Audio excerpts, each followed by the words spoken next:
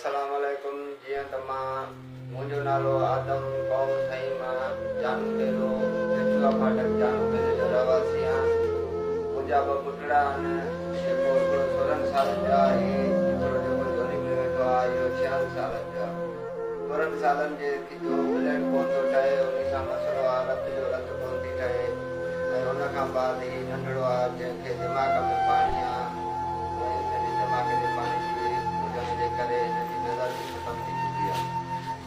ख़ुदा मां तमामु सरकारनि खे अपील थो कयां त मुंहिंजी माली मदद कई वञे, जीअं मां पंहिंजे बचड़नि जो इलाजु कराए सघां।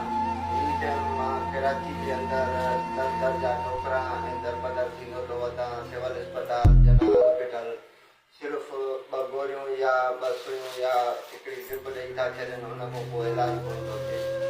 मां मीर एजाज़ ख़ान ऐं मुगरी साहब खे असबदी अर्ज़ु थो कयां त जीअं मुंहिंजो माली मदद कई वञे ऐं तमामु सरकार आला इदारनि ऐं तमामु सग वारनि खे असबदी अपील थो कयां त मुंहिंजी मदद कई वञे, जीअं मां पंहिंजे बचड़नि जो इलाजु कराए सघां। मुंहिंजो हिन टाइम कोई बि कोन्हे, अकेलो सिर्फ़ु कमाइण वारो आहियां। 2 बचड़ा आहिनि, मां पाण किराए जो ड्राइवर आहियां, जंहिंजे मुंहिंजी तनख़्वाह टोटल 25,000 आहे।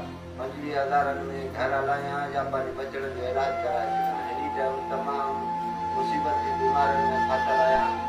ऐं वॾो पुट खे ब्लड जो मसइलो आहे, ब्लड कोन थो ठहे। नंढो पुटु ही जेको झोली में वेठो आहे, उन खे दिमाग़ में पाणी हुजण जे करे नज़र बि ख़तमु थी चुकी आहे।